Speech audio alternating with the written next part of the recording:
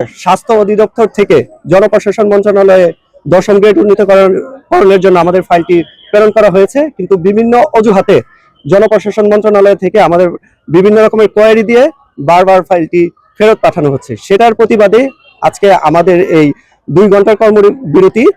এবং আমি এখানে আরো বিষয়টি উল্লেখ করতে চাই, আগামী 3 তারিখে হচ্ছে আমাদের 8টা থেকে 12টা পর্যন্ত, অর্থাৎ অর্ধ দিবসের কর্মবিরতি থাকবে।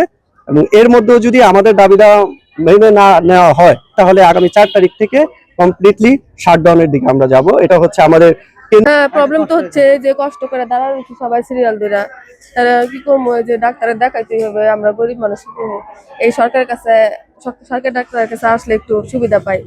কারণ কর্মবিরতি এখন দাঁড়ায় রয়েছে, দেখেন না কত বড় সিরিয়াল, কত অসুস্থ মানুষ আছে, হারাও তো অসুস্থ দাঁড়ায় রয়েছে, বুঝছেন।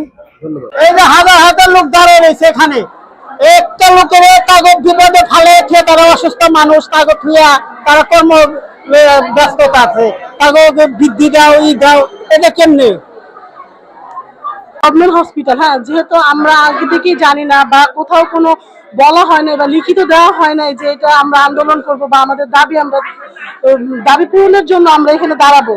তো আমরা 2 দিন যাবত ঘুরে যাচ্ছি, আমাদের এইভাবে আইসা হয়রানি হওয়া, ভিড় দাঁড়ায় আছি, কিন্তু আসলে সরকারেরও উচিত যে তারা যেটা চাচ্ছে তাদের সেটাও করা, ইভেন আমাদের যাতে সমস্যা না হয় সেই ব্যবস্থাটাও কনফার্ম করা। যেমন আমরা এখানে আইসে দিনের পর দিন ঘন্টার পর ঘন্টা দাঁড়ায় আছি, আমাদেরও তো সময়ের মূল্য আছে, বাচ্চা রেখে আসছি, অসুস্থ রুগী রেখে আসছি। ওনারা তো গতকাল বলে নাই, আমরা গতকাল আসছিলাম যে আমাদের কর্মবিরতি আছে, আপনারা 12টার পরে আসেন, তাহলে আমাদের এই কষ্টটা হতো না। ওনারা না বলার কারণে এই যে মানুষগুলো এইভাবে কষ্ট ভোগ করতেছে।